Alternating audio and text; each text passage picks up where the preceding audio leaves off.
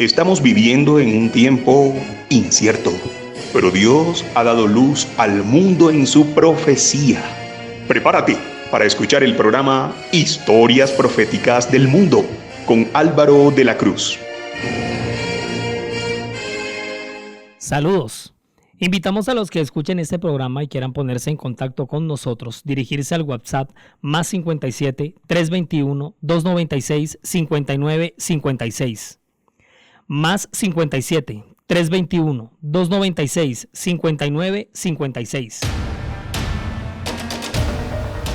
Jesús nace en el territorio del antiguo reino de Israel, ahora organizado política y administrativamente al criterio del Imperio Romano.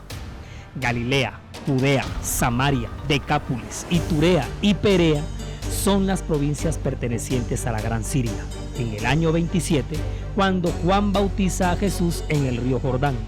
En ese año, el emperador romano es Tiberio, mientras que Poncio Pilato es gobernador de Judea.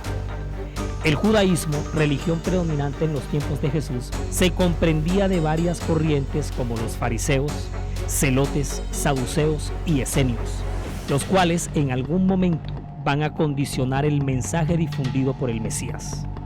Pero será de las entrañas mismas de todas esas corrientes judaicas, será de ese universo judío de donde Jesús llamará a sus discípulos y a partir de su apostolado surgirá el cristianismo. Hoy presentamos Del judaísmo al cristianismo, episodio 28, últimos capítulos.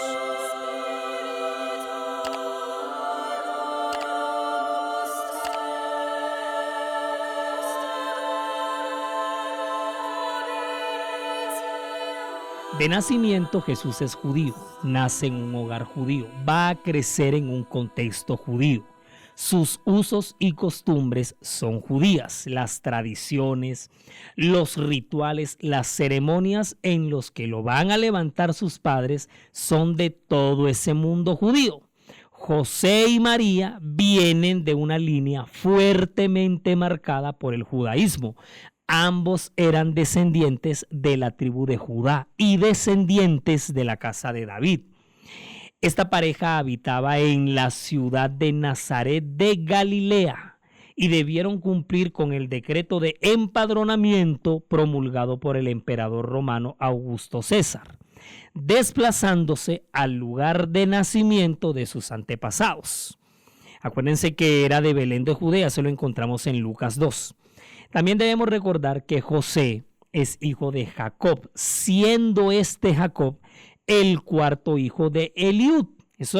Todos esos datos los encontramos en la genealogía de Jesús que está registrada en Mateo capítulo 1. La cabeza del linaje de donde procede Jesús, es decir, de todo ese gran árbol genealógico de Jesús, es Abraham. Ahora acuérdense que Abraham es padre de Isaac, Isaac padre de Jacob, Jacob padre de los 12 patriarcas, entre los cuales figura Judá, a partir de quien se organiza la tribu israelita de Judá, tribu que siglos más tarde, en la tierra prometida ya ocupada, tendrá como capital a la ciudad de Jerusalén. Bueno, ya toda esa historia la hemos relatado aquí, ustedes ya eso lo conocen. Bueno, el territorio ocupado en ese momento va a ser la tierra de Judea, de donde van a derivar los judíos, o sea, bla, bla, bla, bla, bla, bla, bla, bla, bla. En conclusión, Jesús es judío. Y por nacer en un hogar judío, sus padres lo acercaron siempre a toda esa religiosidad del judaísmo. En primer lugar, a los 8 días de nacido, lo llevan al templo de Jerusalén para ser presentado. Cumplidos los 8 días para circuncidar al niño, le pusieron por nombre Jesús, el cual le había sido puesto por el ángel antes que fuese concebido. Y cuando se cumplieron los días de la purificación de ellos, conforme a la ley de Moisés, le trajeron a Jerusalén para presentarle al Señor, como está escrito en la ley del Señor. Todo varón que abriere la matriz será llamado santo al Señor. Y para ofrecer conforme a lo que se dice en la ley del Señor, un par de tórtolas o 2 palominos. Eso lo encontramos en el Evangelio de Lucas, en el capítulo 2, versículos 21 al 24. Fíjense lo que nos está diciendo Lucas aquí. Como fieles judíos, sus padres, José y María, pues tenían que ir con regularidad a Jerusalén cada año para las grandes fiestas. Acuérdense que las grandes fiestas en el calendario hebreo, que eso también aquí lo hemos estudiado, encontramos la Pascua, el Pentecostés, el Día de la Expiación, que era el Yom Kippur, etc. O sea, para estas grandes fiestas, los judíos que se encontraban en diferentes lugares, lo que hacían era que peregrinaban hasta la ciudad de Jerusalén, porque eran unas fiestas absolutamente icónicas para su religiosidad judía. Cuando Jesús cumplió sus 12 años, fue llevado en la peregrinación anual de Pascua, que recordemos que en esa ocasión José y María lo perdieron de vista. Ya se acordaron de esa experiencia amarga para estos dos padres, y después de una agónica búsqueda de 3 días, lo encontraron en el templo. Lo encuentran sentado en medio de los doctores de la ley, quienes lo escuchaban atentamente y le hacían preguntas. Mira, los que sabían, maravillados y pasmados, escuchando a este adolescentico de 12 años cómo manejaba de manera magistral el conocimiento de las Escrituras, ellos eran los que le hacían preguntas a Jesús, y todos los que estaban ahí lo oían y se maravillaban de su inteligencia y de sus respuestas. Todo eso lo encontramos en Lucas capítulo 2. Jesús asistía a la sinagoga los sábados conforme a su costumbre, dice la Escritura. Era una creencia judía. Total, Jesús cumple toda la ley judía y además le da su verdadero cumplimiento, su verdadera dimensión. Enseña que la ley debe estar escrita en el corazón y salir por las buenas intenciones del corazón. Él mismo afirmó no venir a abolir la ley, sino a cumplirla. En el diálogo que el mismo Jesús sostuvo con la mujer samaritana en Juan 4, ¿ustedes se acuerdan de ese diálogo que tiene una riqueza histórica pero incalculable? Él le afirma que la salvación viene de los judíos. Esa expresión salió de la boca de Jesús. Esa expresión se la dijo él a la mujer samaritana, que la salvación vendría de los judíos, porque él mismo había dispuesto en su providencia que los judíos fueran sus testigos elegidos para las naciones de la tierra. Es decir, los judíos llegaron a ser el recipiente de la voluntad divina revelada y los encargados de velar por esa voluntad.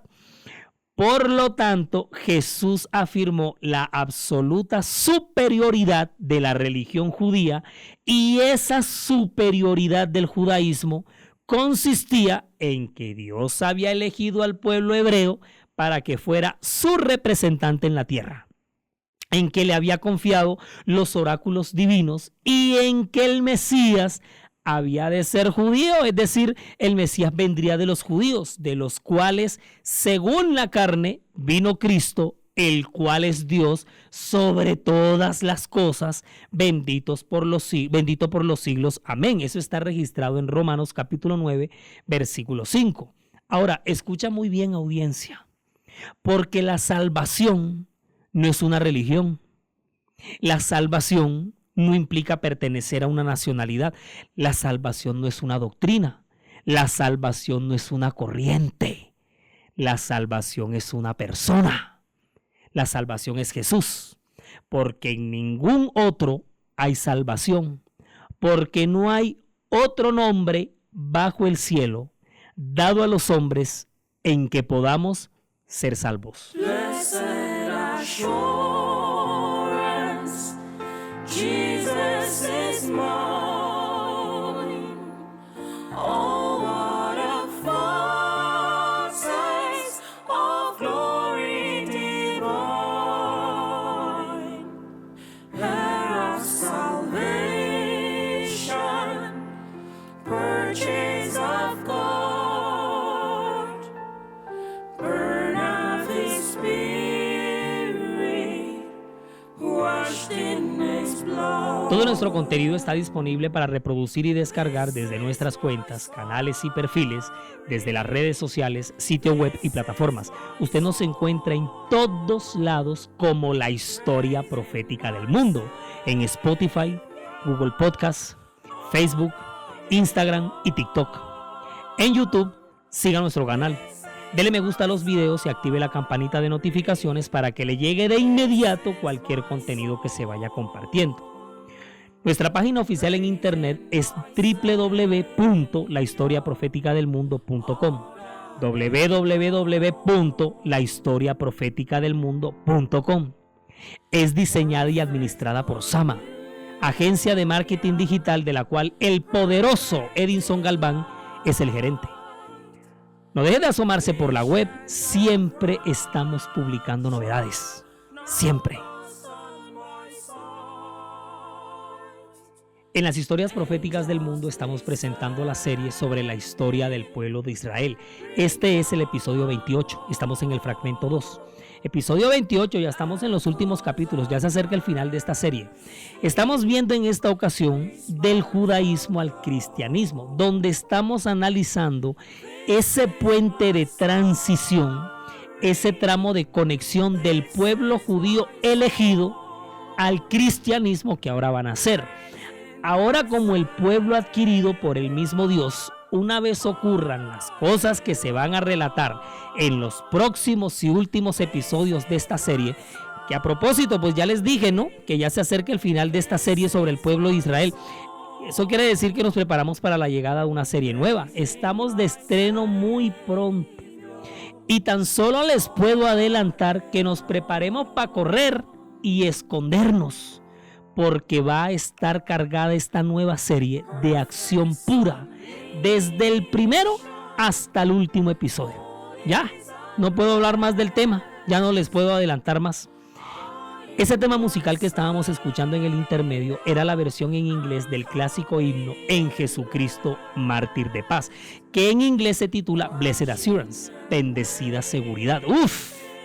Severa letra de adoración tiene este himno, oiga, En Jesucristo, Mártir de Paz, publicado en 1873. Su autoría se le atribuye al par de amigas conformada por Fanny Crosby y Palmer Knapp.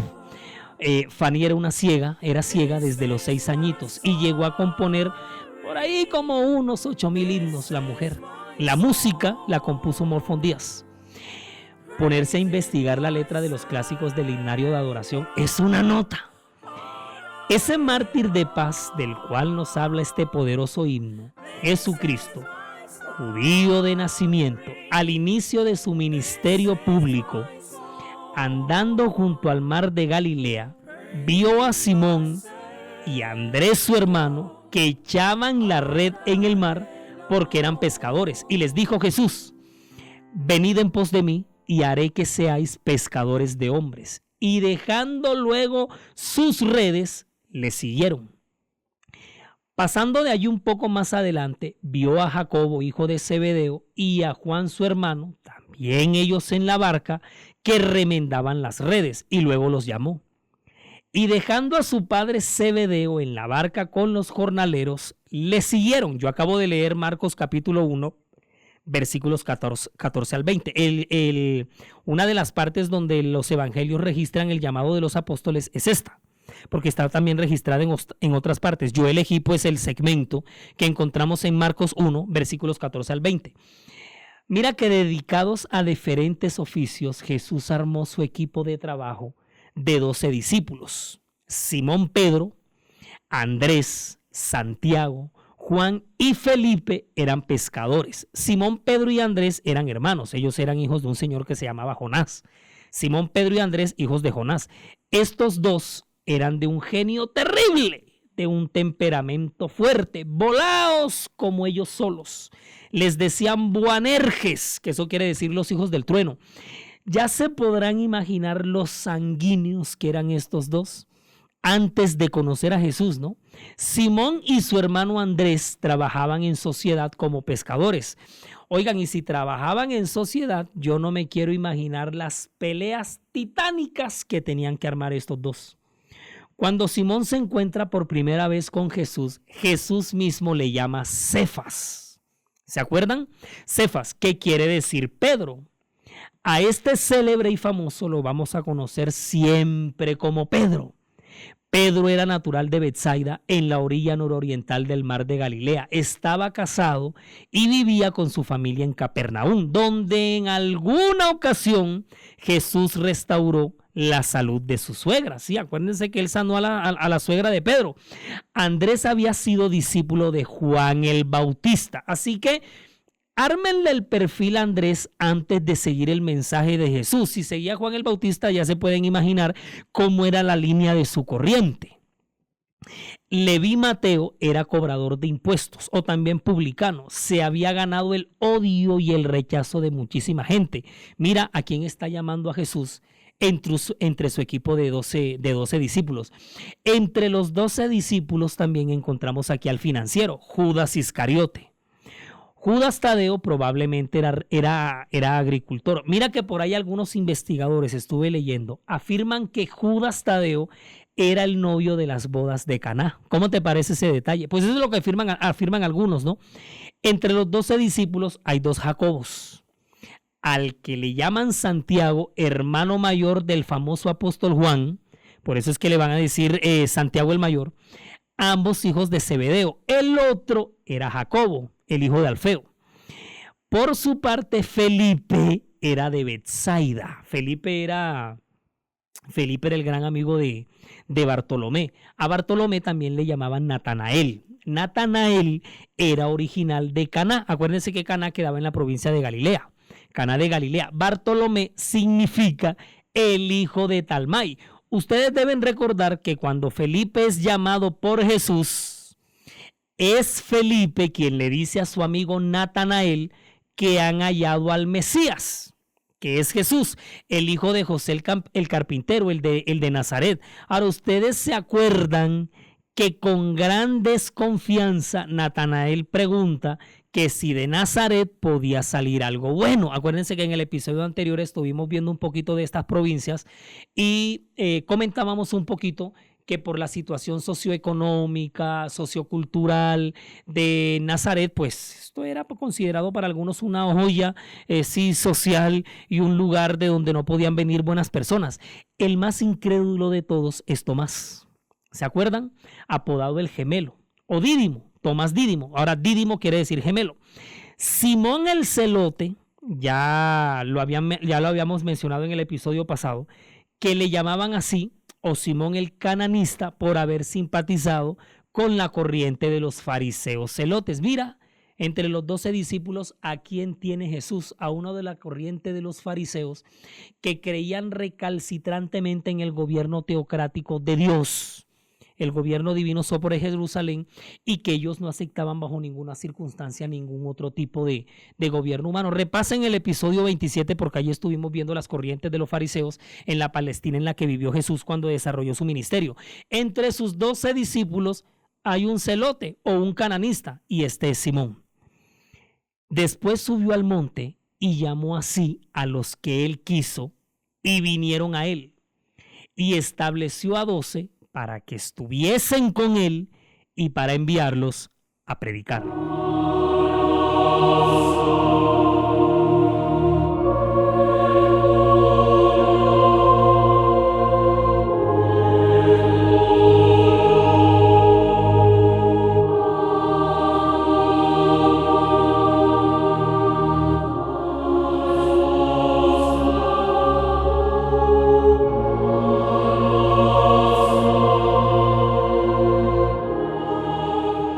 A pesar de conformar una célula de 12 discípulos judíos con quienes va a recorrer las calles, los caminos, los montes, las ciudades, o sea, van a andar en grupo para arriba y para abajo predicando el mensaje de salvación. A lo suyo vino y los suyos no le recibieron, mas a todos los que le recibieron, a los que creen en su nombre, les dio potestad de ser hechos hijos de Dios, los cuales no son engendrados de sangre, ni de voluntad de carne, ni de voluntad de varón, sino de Dios. Eso está escrito en Juan capítulo 1, versículos 11 al 13. Para la élite de los judíos, acuérdense de la cantidad de ramas, corrientes y subgrupos judaicos que mencionamos en el episodio 27. para la élite de los judíos, así como para mucha gente que simpatizaba con ellos, el mensaje predicado por Jesús y apoyado por sus 12 discípulos va a ser blasfemo. No lo van a reconocer bajo ninguna circunstancia como el Mesías profetizado. Se van a rasgar las vestiduras con el contenido de su mensaje, sus manifestaciones, sus milagros, su evangelio, con todo. Y esta gente que discrepó con él van a ser del mismo pueblo que debía recibirle. Algunos principales del Sanedrín, como por ejemplo Nicodemo, van a tener sus dudas y en su interior van a experimentar una fuerte batalla, porque en su corazón van a reconocer a Jesús como el Salvador que se había manifestado, pero en público no se atrevían a profesar lo que sentían. Así van a haber muchos. A Jesús, estos líderes y principales lo hostigaban, lo acorralaban, lo retaban, lo desafiaban entre su mensaje y la tradición que ellos mismos se habían inventado. Conspiraban contra él, le tendían trampas, pero la autoridad y la sabiduría perfecta con la que Jesús revelaba la verdad que había bajado del cielo era absolutamente convincente. Mira que en el Sermón del Monte reveló la verdadera dimensión de la ley. Al joven rico le demostró la verdadera intención del corazón respecto a las obras. Con la tentativa de lapidación contra la mujer adúltera, Jesús equilibró de manera asertiva la balanza respecto a la justicia y la misericordia. Con sus incontables milagros demostró su dependencia divina para obrar los hechos y hazañas de Dios en la tierra. Este hombre era el Dios Yahvé, que había estado reinando sobre su pueblo de Israel desde la cabeza del principio, el Bereshit, y que ahora se había hecho un ser humano de carne y hueso, como ellos, para traerles su reino, un reino que no es de este mundo. Lo tenían ahí, a pocos metros, frente a sus propios ojos. No le vieron ni una a Jesús. Antes, con impotencia, observaban el crecimiento exponencial de sus seguidores. Su doctrina se regaba como pólvora y su mensaje se difundía cada vez más y más. Y la única forma que encontraron de sacarlo de su camino fue conspirar para matarlo. El complot para su asesinato lo traman los fariseos, los principales sacerdotes, el concilio del Sanedrín, presidido por Anás y Caifás, quienes acordaron matarlo y desde entonces dieron la orden que si alguno supiese dónde estaba, que lo informara para que lo arrestaran. Mira, léanse Juan 11, lo que pasó ahí, específicamente los versículos 45 al 57. Después de la resurrección de Lázaro, o sea, buscaron matar a Lázaro, pues que ya había muerto, ¿no? Buscaron matarlo otra vez, o sea, buscaron mandarlo al sepulcro nuevamente y también buscaban matar a Jesús. Pero hay un capítulo en el deseado de todas las gentes, un librazo, en el capítulo 76 que se titula Ante Anás y Caifás, donde ahí menciona paso a paso Elena de Guay cada uno de los pasos a seguir que el concilio siguió, que el concilio dio para arrestar y para enjuiciar falsamente a Jesús. Después de establecer complicidad, fíjense bien, complicidad entre el Sanedrín y su discípulo Judas Iscariote, porque este lo va a vender por 30 piezas de plata. Una noche, luego de que Jesús orara varias horas en el huerto de Getsemaní, una turba con mucha gente, con espadas y palos de parte de los principales sacerdotes y de los ancianos del pueblo, y por supuesto Judas Iscariote, entrega a su maestro con un beso que le da, el beso de la amarga y cruda traición, señal con la que dan paso al arresto de Jesús, y una vez prendido lo llevaron ante el sumo sacerdote Caifás, quien se encontraba junto con los escribas y los ancianos, donde ya tenían preparado el juicio contra Jesús. Y en medio de humillaciones, falsos testimonios, falsos testigos que este mismo concilio montó, escupieron a Jesús, lo levantaron a puñetazos, bofetadas, burlas. Jesús no niega ser el Hijo de Dios. Caifás se rasga las vestiduras, es acusado formalmente de blasfemia, Al amanecer, todos los principales sacerdotes y ancianos del pueblo llevaron atado a Jesús ante Poncio Pilato, el gobernador de Judea, que ya les dije, para que él finalmente lo condenara a la muerte. Pero no hallando en él cargos de ilegalidad en contra del Imperio Romano, lo que hace es que lo expone ante el pueblo, al que pone a elegir entre Jesús y a un preso, o sea, el que quisiesen, casualmente porque ese día se celebraba esa costumbre. Y la multitud del pueblo mismo, persuadido por los principales sacerdotes y los ancianos, eligen enardecidos que libere al preso y que Jesús sea crucificado. El preso elegido para ser libre en esa ocasión fue Barrabás. Aquí pasó de todo. Pedro negó conocer a Jesús. Judas, poseído por el remordimiento, se ahorca. Jesús es obligado en medio de azotes y los más terribles abusos a cargar una pesada cruz. Le colocan una corona de espinas en burla porque le llamaban el rey de los judíos. Acuérdense la inscripción INRI, la sigla latina de la expresión Jesús, rey de los judíos. Esa sigla que a él le colocan en el madero era una burla, era una mofa, era una sátira. En fin, Jesús muere crucificado ante la vista de miles de asistentes, entre esos sus atónitos discípulos. Una vez resucitado al tercer día, Jesús continuó en la tierra 40 días más. Y al término de esos 40 días se reunió con sus 11 discípulos en el Monte de los Olivos, situado en la provincia de Galilea, donde recibió su adoración y acercándose les habló diciendo: pero recibiréis poder cuando haya venido sobre vosotros el Espíritu Santo, y me seréis testigos en Jerusalén, en toda Judea, en Samaria y hasta lo último de la tierra. Toda potestad me es dada en el cielo y en la tierra. Por tanto, id y haced discípulos a todas las naciones, bautizándoles en el nombre del Padre y del Hijo y del Espíritu Santo, enseñándoles que guarden todas las cosas que os he mandado. Y habiendo dicho estas cosas, viéndolo ellos, fue alzado y le recibió una nube que le ocultó de sus ojos. Las últimas palabras que oyeron de los labios de Jesús fueron de la más profunda ternura. Con las manos extendidas para bendecirlos, como si quisiera asegurarles su cuidado protector, ascendió lentamente de entre ellos, atraído hacia el cielo por un poder más fuerte que cualquier atracción terrenal. Y mientras Jesús subía, sus discípulos, llenos de reverente asombro y esforzando la vista, miraban para alcanzar la última vislumbre de su Salvador que ascendía. Una nube de gloria le ocultó de su vista, y mientras la nube, formada por un carro de ángeles, le recibía, al mismo tiempo flotaban hasta ellos los más dulces y gozosos acordes del coro celestial, y llegaron hasta ellos las palabras: y he aquí, yo estoy con vosotros todos los días hasta el fin del mundo.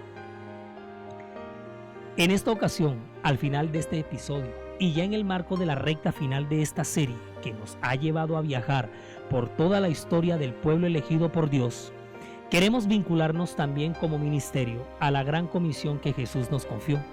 La predicación de su mensaje de salvación es una responsabilidad, un llamado que el mismo Salvador del mundo y de manera activa nos hizo, y que queremos continuar con este proyecto pedagógico llamado la historia profética del mundo, que con gran pasión y esfuerzo semana tras semana continúa enseñando todas estas cosas que se publican aquí, para que toda nación, tribu, lengua y pueblo conozca, y para que Jesús regrese pronto a esta tierra. En la producción audiovisual May Vanegas, relata Álvaro de la Cruz, y para todos ustedes un feliz día. Estamos en los últimos capítulos.